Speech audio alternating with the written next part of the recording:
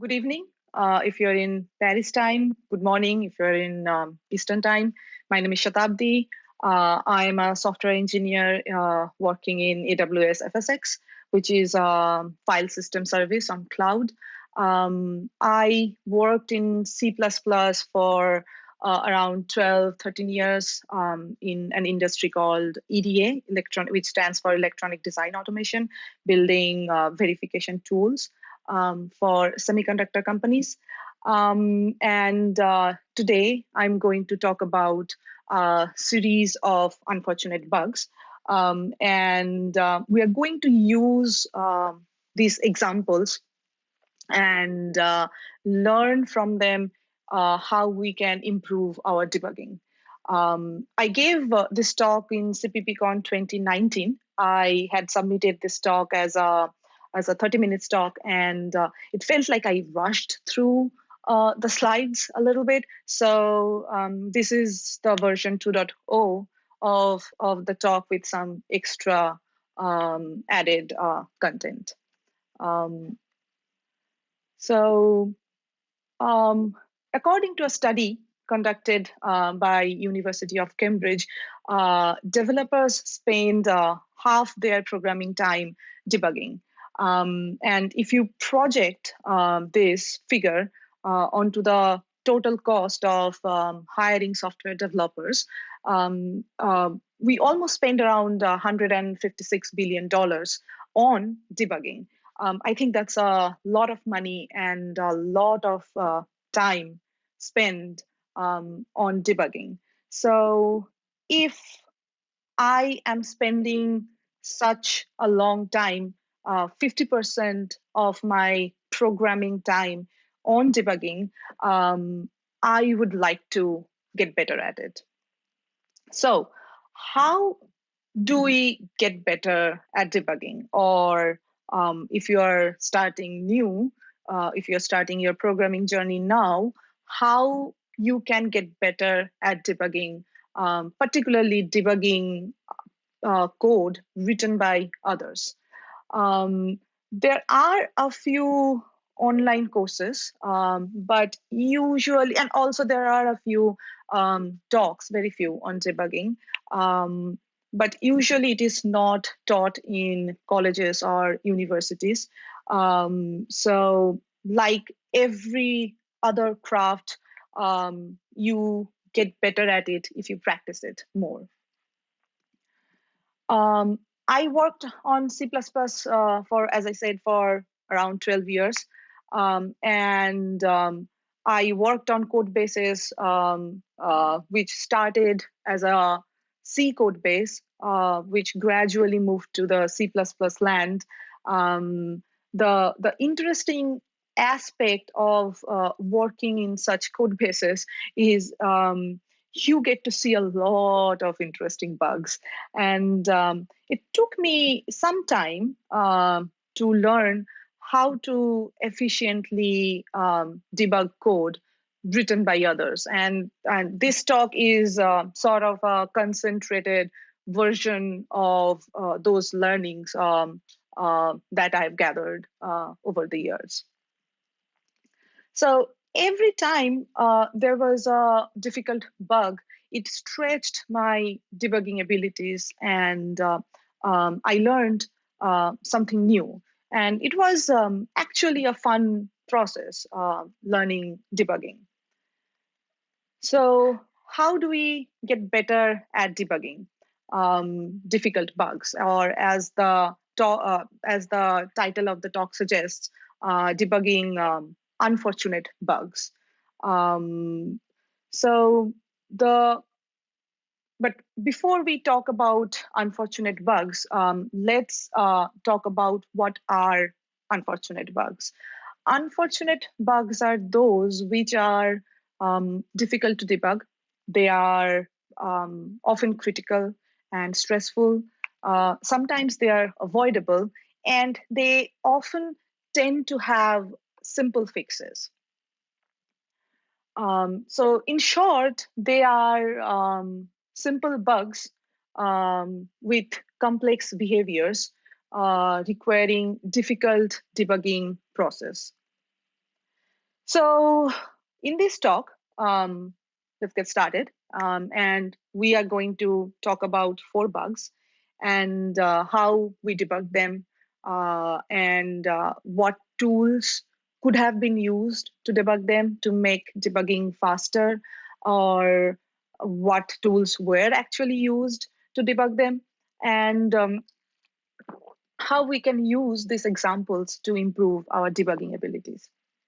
The first bug we are going to talk about was a crash in an ancient code.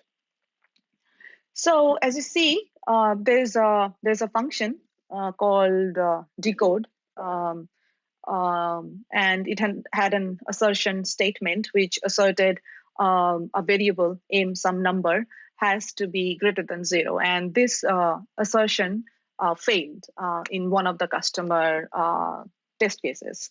One good thing about this bug is it was an assertion failure. So that means we already had an automation in place to catch this bug. It did not cause an infection in some other place much later in the code execution flow, which would have made debugging this bug even more difficult than it was in this case. Also, if I have to categorize this bug, it's a classic case of Bohr bug. Bohr bugs are repeatable bugs. You can sort of consistently reproduce them. But the problem was it was nobody's code, meaning nobody knew what this module did. And also the tool ran for hours before this assertion failed. And it was running fine for many years, for more than 10 years, until we saw this problem. So before we talk about what the bug actually was, let me share a brief context with you so that it's helpful to understand what the bug was. The module was actually a database. It stored key value pairs. It was fast. It had a lot of low-level magic to be very performant. It was, as I mentioned, it was believed to be working fine for more than 10 years until one day it did not. Nobody touched the module in a long time. So I rolled up my sleeve and I started tracing the bug. I started tracing the assertion failure by looking at the data dependency path of that variable on which the assertion was failing. And it looked like the code was reading some value and that it had written previously. And it never expected to read 0 or a negative value when it read it back. And I started to read that module code. There was nobody I could ask questions to, because the person who wrote this code left the company a few years back, and the code was not very well documented. It was pretty dense, and it became quite clear that I could not solve this bug if I don't understand what the module did. So I started trying to understand what the module did, and it gradually started making sense. It turned out when a client writes to the database first encodes the data, writes it into temporary files, then it reads it, decodes it again, then writes it in a final database file. in the encoding phase. And the bug turned out to be in the decoding phase. I narrowed down the bug to a function during encoding. So even though the crash was happening during the decoding phase, the bug was actually originated during the encoding phase. And this distance where the infection happened and where the bug manifested made debugging this bug so difficult. So because the assertion finally caught after it was encoded, like it wrote the data and then it was reading it back, and then that assertion got hit. So let me show you this is the code where the bug happened, actually, where the infection actually happened. This is a function. I simplified the function a little bit, and it takes two parameters. One is an unsigned int val, and another is a position. And the function shifts val by subtracting the second parameter from 32. And if you look closely, it can actually cause undefined behavior.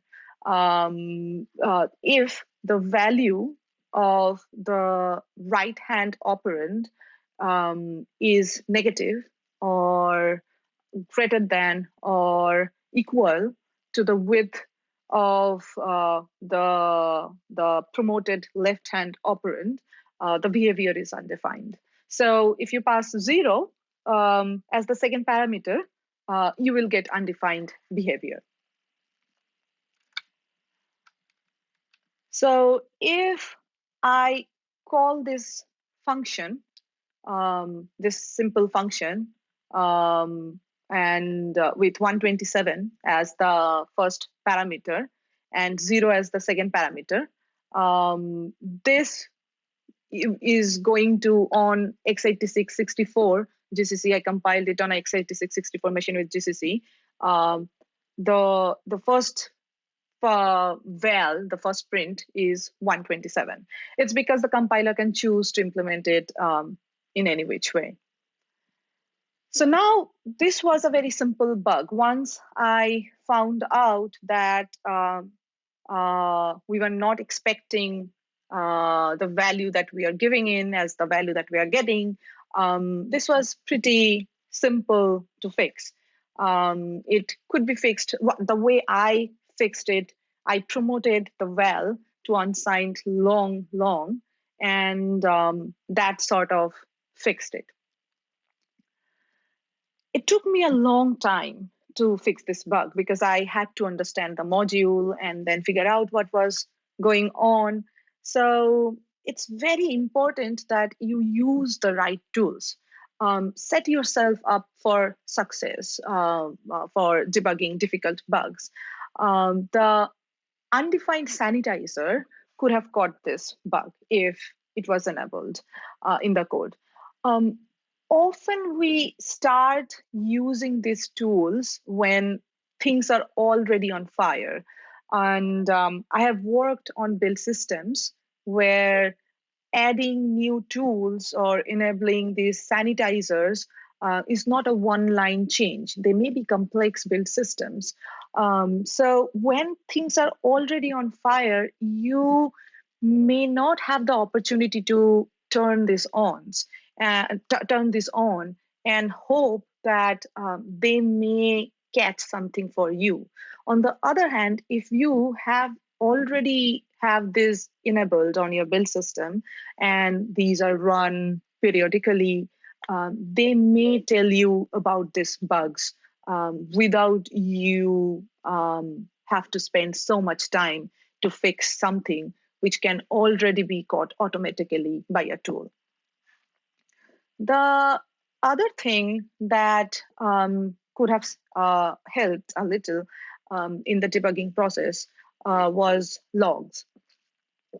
The logs could sort of print the execution flow could have pointed out the anomalies that may occur during the execution flow. But I do understand logging is difficult. I am sure you must have read logs which don't make any sense. I have certainly written logs which, when I later visited them and then thought this doesn't make any sense. Who wrote them? And then found out I wrote them. So bugs often present a good opportunity to make logs better. So work on them. Other than technical learnings from this bug, when I was thinking about it after I fixed it, I realized it helps to have perseverance, to persevere when you're debugging. There's a hugely popular study by Carol Dweck. She's the professor of psychology at Stanford University, and she wrote a book called Mindset, the New Psychology of Success. She talks about growth mindset versus fixed mindset, and I think that applies for debugging too. So to briefly sum it up, individuals who believe their talents can be developed through practice, through feedback, through strategies, have a growth mindset. And they tend to achieve more than those with a more fixed mindset who believe their talents are innate. This is because people with growth mindset, they worry less about looking smart, and they put more energy into learning. Debugging is a skill. You hone it, and you develop it. You learn from your past mistakes, and you get better the more you practice it. It also helps to have methodical debugging approach. Start with a hypothesis, test it, observe the result, observe the behavior, and based on that observation, you take a decision.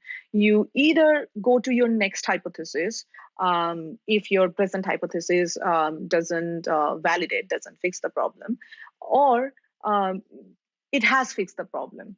So working on based on some unfounded, unrelated assumptions are not helpful, and they often waste time. They often sets you off to a wrong path. Your hypothesis should be based on the state you are observing in the program, or the data or the code dependencies that you have traced from the bug location. Try to simplify the test case. Try to reproduce the problem. Try to reproduce the failure in a smaller test case. In this case, it definitely helped. It was earlier, the tool was taking too long before it crashed. I tried to reduce the test case size so that the crash should appear much sooner than I had to, otherwise I had to wait a long time for just to crash for just the crash to happen. So it saved me a lot of debugging time and frustration. You can even automate the testing or simplification of the test cases. You can iterate over the test cases, and in each iteration, you can try to make the test case a little smaller. The next bug that I'm going to talk about was a crash just before the release. It was quite an interesting bug and massively stressful. So the crash was visible only on 32-bit release executable. The 64-bit executables were running fine. So 64-bit release, 64-bit debug executables were running fine. 32-bit debug executable was also running fine. The regression test framework did not, the regression test that the developers were supposed to run did not catch it because it did not run the test cases with 32-bit release executable. It was Friday, and I was the last person to push code. I ran the tests. It did not catch anything with 32-bit debug, and I went home. And then QA team, who were responsible for making the release, making sure everything is fine, they ran the regression tests with all possible all the different executables, and they found the crash.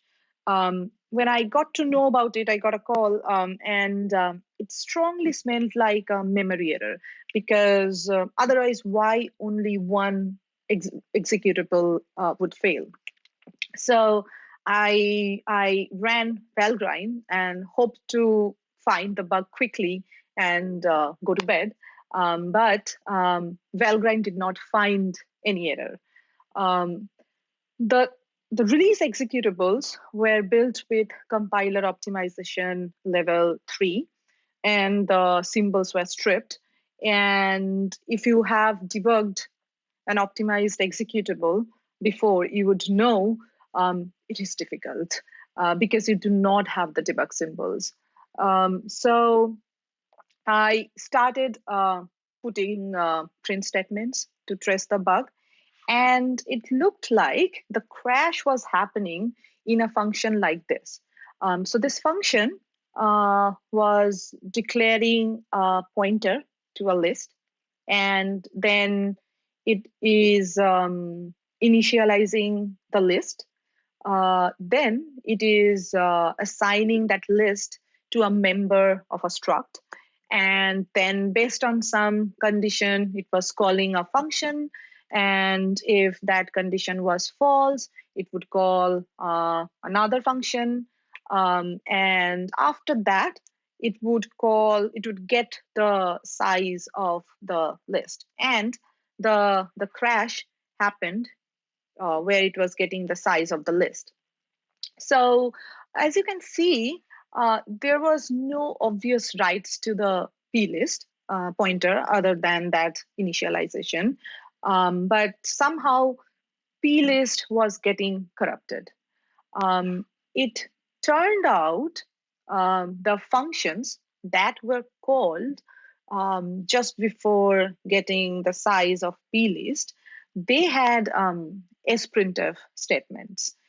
They were writing some log message to a local buffer, and the size of those local buffers were 16 byte in 32-bit machine, and 32 byte in 64-bit machine.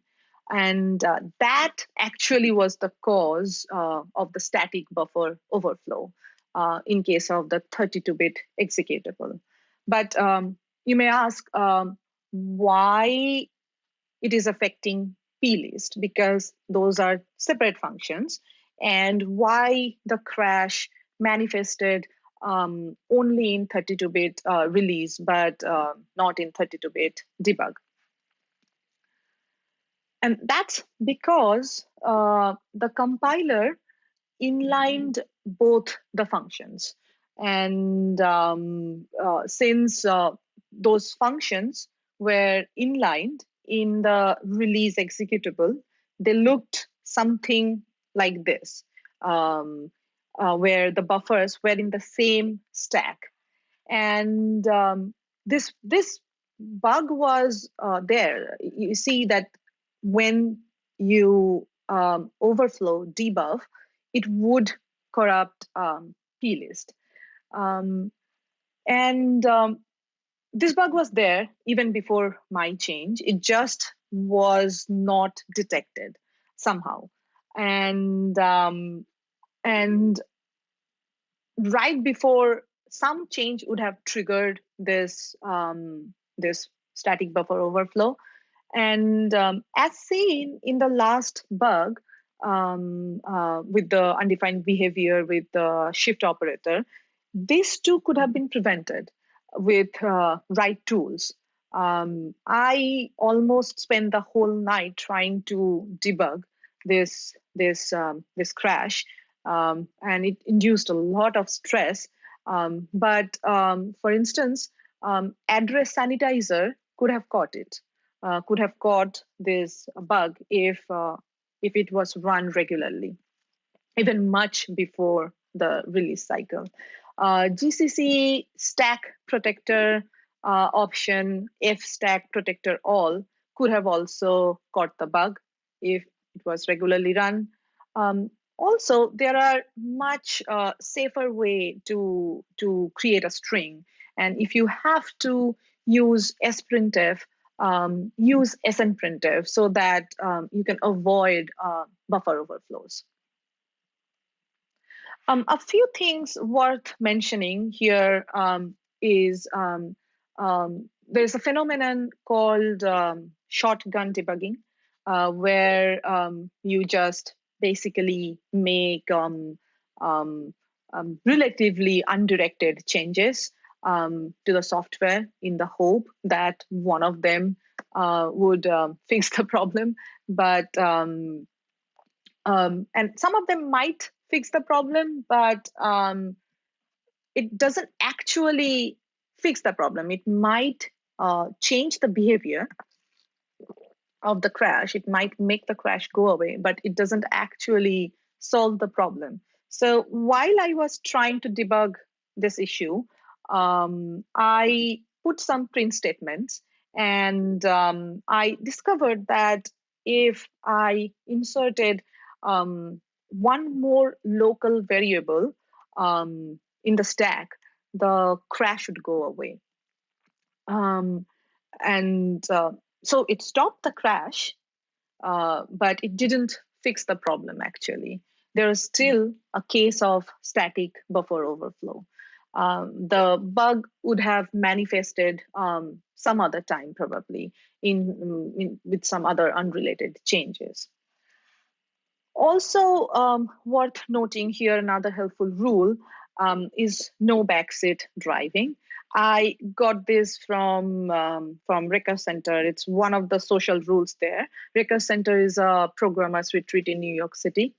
Backseat driving is when somebody gives you advice without fully engaging with the problem. It's actually harmful for debugging or any other kind of collaboration. It often derails you from the right track, because the other person may not have the right context to point you to the correct direction. So if you find yourself backseat driving, it's better to refrain from it. Otherwise, unless you want to sabotage somebody's debugging. So let's move on to the bug number 3. It was a deadlock in the code.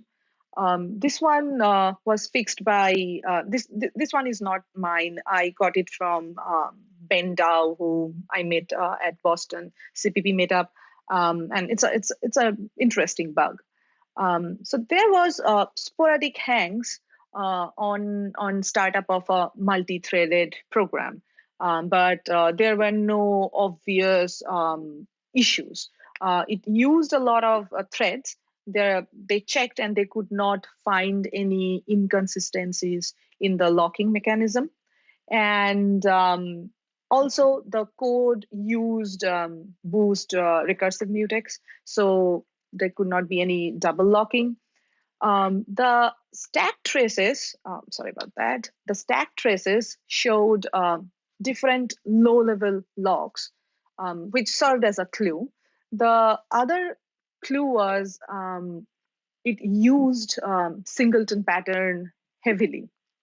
Now, before I show you the code, show you the bug, let's look at this small code block and let's ask this question: is this code thread safe?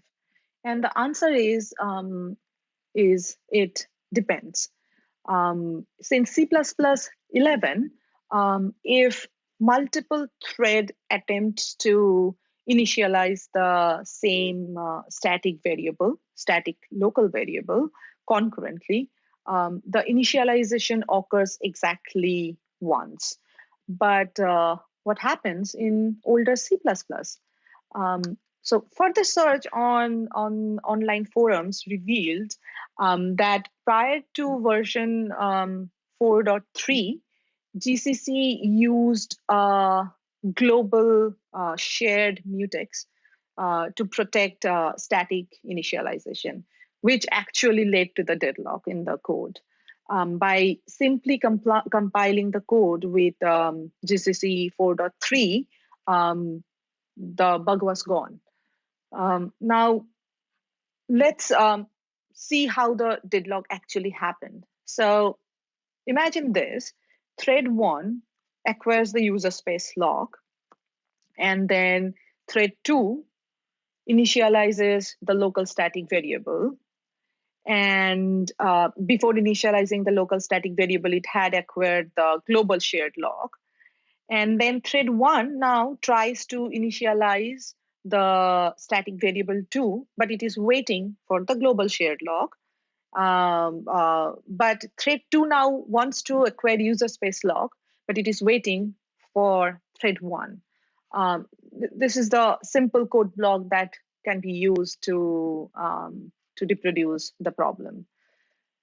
Now, this bug was pretty difficult, and it was really difficult to find because we don't always assume that there is a bug in your compiler or in the standard library. We, as particularly in a code which use multiple threads heavily, we always think there must be something wrong in the locking mechanism or something.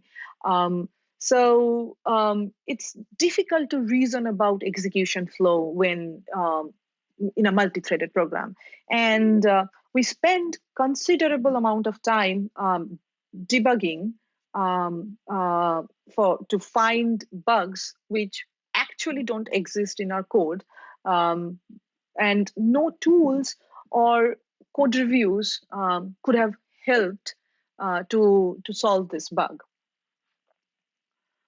So the environment is actually important, and the environment is actually part of the input of your software. The environment in which the code is compiled and it is run, it impacts the program execution. So it's important to remember to check these two when all other avenues are not giving you any result. The one very helpful way of finding these bugs is to talk about them. Basically, write a post-mortem report or a brag document, talk at a conference, share what was the bug and how you fixed them and what did you do and what did you learn from them. Because if you don't, chances are you're very likely to forget it.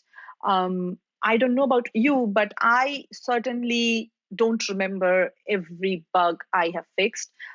Even the most interesting ones, I remembered these because after I fixed them, I wrote them down, what was the bug and how it was fixed and what could have helped.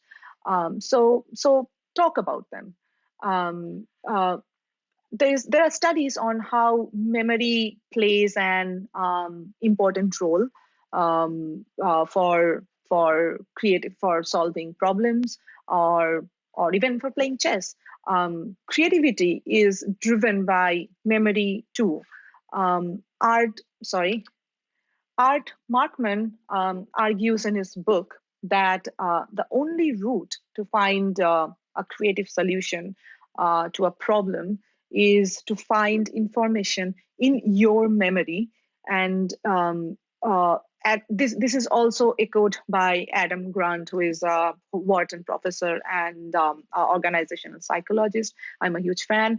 I was listening to one of the podcasts on it's called Work Life, and it was on how to remember anything. And it is quite useful to have memory, and it is important in debugging too.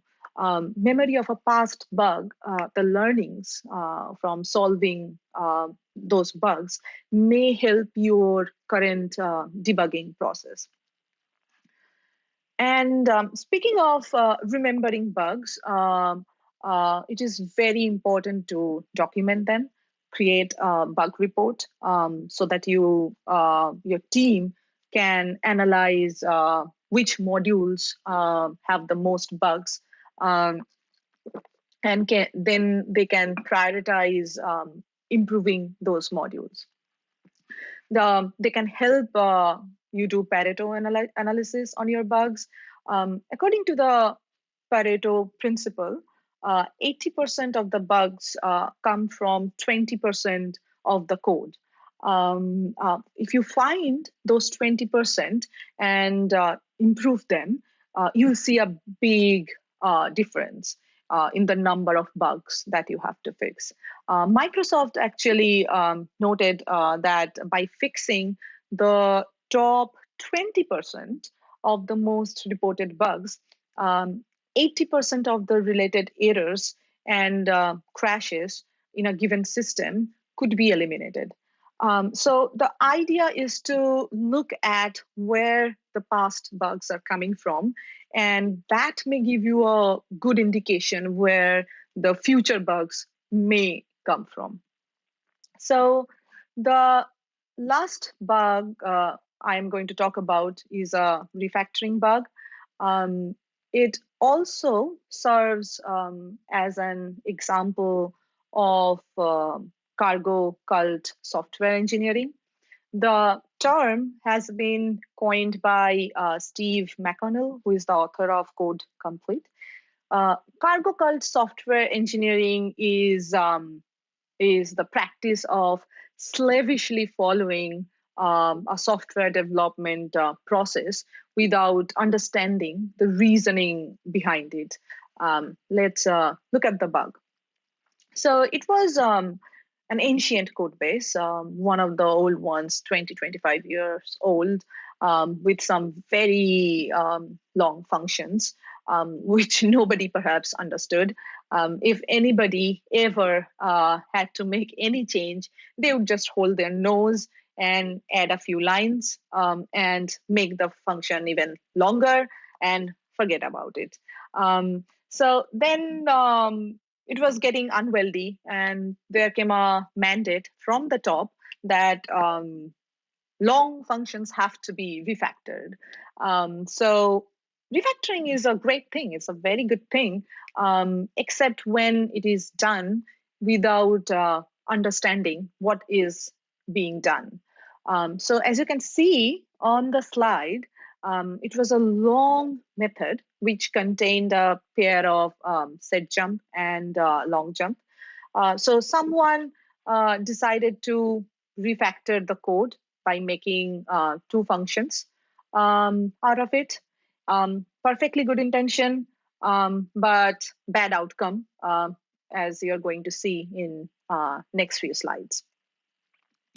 So post refactoring, the functions looked like this, where one of the functions contained the first few statements, then they contain the set jump statement, and then some more statements, and then the second function contains some statements, then the long jump, and then some more statements. And in place of the single function call, we now have two function calls because we have made two functions out of it. And it caused a crash in the optimized executable because it's an undefined behavior. You cannot have set jump and long jump in two different functions. They either have to be in the same function or in the call chain of the function containing the set jump. Since the main function was broken down into two separate functions, the long jump was not in the call chain, and it crashed And debugging these bugs was really difficult, and it took effort. And it's true, uh, they could have been avoided if correct tools were used, or maybe even caught earlier, if automations were used. But sometimes in real life, those tools or automations may not be always available to you. So, two things are going to help you in your debugging journey, and they are perseverance and methodical approach. Speaking of methodical approach, the debugging principles mentioned by David Eggins in his book Debugging are worth remembering while debugging. I have already shared some of them in my earlier slides. Some of my favorite are quit thinking and look. When we first encounter a bug, we and in a complex system that too, which we don't understand fully, sometimes our guesses are way off from the actual cause of the failure, and they may set you off to a wrong path. So it's important, start with hypothesis, but it's important to validate them and observe the behavior. And if your observation does not confirm your hypothesis, then start with the next best hypothesis that you have, and you repeat the process. um, the other is change one thing at a time. When you see a bug, you can establish a cause if you change a dependency, and then the bug goes away. That's a good point to start tracing. If you change many things at the same time, it is difficult to keep track of which among those many things that you changed actually caused the bug. Um, Keep an audit trail is another one. Keep an audit trail of the steps you did and what you observed, so that when you come back to it later, you don't go through the same route again. Check the plug. Question your assumptions. Don't always trust the debugger. Don't trust your tests, or your compiler even.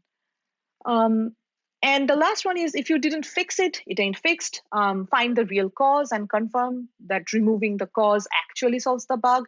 Check if it's a case of Heisenberg or not. If it's a Heisenberg, act of watching the bug using a debugger may change the program behavior. The divide and conquer approach in the last slide is actually related to delta debugging. It's a methodology developed by Andreas Zeller, who is the author of DDD. So the goal is to narrow down the test cases until a minimal set remains, which still produces the bug. And you can automate delta debugging so that unnecessary lines of code don't get executed when you have the final input set. And that makes the debugging process much faster than if you started with the initial input set. Andreas Zeller also have a great guideline, a set of great guidelines on what to focus on when debugging. So suppose you found the bug, something is crashing at certain line, or an assertion is failing, and how do you trace it and fix it? So you see, there are a few possible ways the bug can occur, but which one you should look at first? So he says, look for the origin. If you find something to be wrong, suppose you find an infection, go for it. Then suppose look for the causes. Like if you change something and then the failure goes away, then you trace that. Suppose you find code smell. Suppose static analyzers, they are giving you warnings in some unrelated area of code. That is worth fixing too, because some fix in the unrelated area of code may cause the failure that you're seeing. Anomalies. If a program demonstrates an anomalous behavior, you can detect it by looking at logs. You can explore it. Get a fresh view. If you're stuck, ask for help. Discuss the bug with others while you are explaining it to someone. You may find something that you have overlooked. Pair debugging is helpful. It is something similar, somewhat similar to pair programming, but here you are debugging. I once watched a TED talk by Atul Gawande. He's a surgeon and a public health professor. And his talk was on how professionals get better. So there are two views. One is the traditional view where you study, you graduate, and you manage your own improvement. This is true for doctors, lawyers, even as programmers. The other view is you are never done. Even everybody needs a coach. Even the greatest sportsman, musician, for example, Isaac Perlman, the great musician, he had his wife, who is a Juilliard, who is a violinist from Juilliard, act as a coach. So receiving feedback is difficult, but they do make us better. Related to this is deliberate practice. It's a term coined by K. Anders Ericsson, who is a psychologist and author of Peak, a widely popular book. He conducted research on how experts become experts in the field of music, sport, and chess. And the key point in deliberate practice is getting feedback and acting on them. So if you want to get better at programming, debugging, anything, work with others.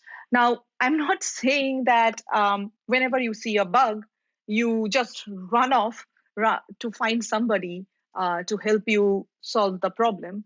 I'm saying first try your hypothesis. But if you're stuck and none of your hypotheses are leading toward a fix, step back and get help.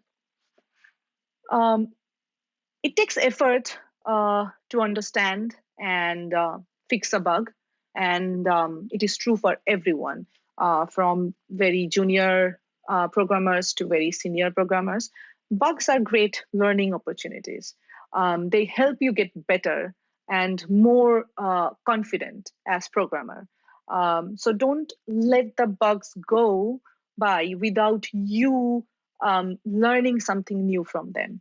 And the best way to learn something new and retain that knowledge is you should talk about them, you should share them. So start talking about your bugs, start writing post-mortem, start writing good bug reports once you have analyzed everything, keep an audit trail. Don't participate in blaming that that person's code caused this problem. It does not help in debugging better or avoiding the bugs. Some teams do correction of errors kind of things where if they find something that is worth talking about, remembering, they would write what are the problems, but never it's not helpful to take names that it was that person's code that caused the problem. It doesn't help it doesn't help anybody to get better at anything. And finally, believe that you can fix the bug. Right tools, right mindset, right kind of coding help. Finally, the best debugging is no debugging. So increase automation, set up assertions, test often, review the code, analyze problem history to predict future bugs. Use these to reduce the number of bugs in your software. And if you see a bug, then I hope you enjoy fixing them. Start working backward from them. Here at Amazon, we have a thing called working backwards. Here, that can be applied to debugging too. You get a bug, you start working backward from that, and start tracing it, what caused the bug. And next time, if you see an unfortunate bug, I hope you enjoy fixing them.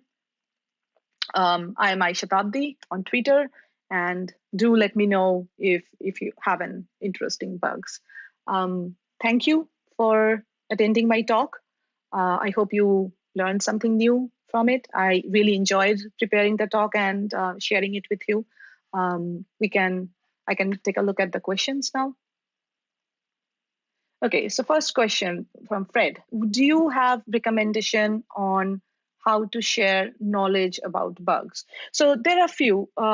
Within the company, within the team, I feel it's very important to have bug reports. If you use any tool that you use that and to write down which part you are seeing it and what is the bug, and also how you are fixing it, because often we forget how we fix a bug or how we debugged it, and those help when a similar bug occurs somewhere else. And also doing a Pareto analysis of your bugs is very important. On few occasions where I felt super proud of myself fixing a bug, I sent out an email within the team saying that this is the bug that I fixed. If you have an internal wiki for your team, you can have a sort of a wiki page for the issues or the bugs that you have. It should be somewhere where it is searchable, and it should be somewhere where you can analyze it to understand where they are coming from, so that you can take a big picture view of it and find out, does something else related to these all these bugs need to be fixed. Like, why, if we are seeing bugs in a certain area of code, why we are seeing it in that piece of code, why we are seeing so many bugs in that piece of code. um, so do you have special tips or trick to debug such bugs using debugger? um, So I'm sorry, I'm not getting, like, what do you mean by such bugs? Like all these bugs that the first one and the shift, the first bug that I showed, which was related to shift, the second bug which I showed, which was related to the optimized build, all of these I tried to do debugger. The first one definitely I put it on debugger, but in that case, sometimes if your input is too big, um, putting it on debugger, you may find, is not very helpful, because the execution is slow. So first, I usually try to reproduce it in a smaller test case and use checkpoints in debugger. Reversible debugging is very helpful too. It hugely saves your time because it just records all the steps that led to that crash. So you can use reversible debugging too. On Greg Law gave a lot of useful talks on debugging on CPPCon. You can check out his talks. I definitely learned a lot of cool new tricks of how to use debugger, GDB basically, to sort of debug these bugs efficiently.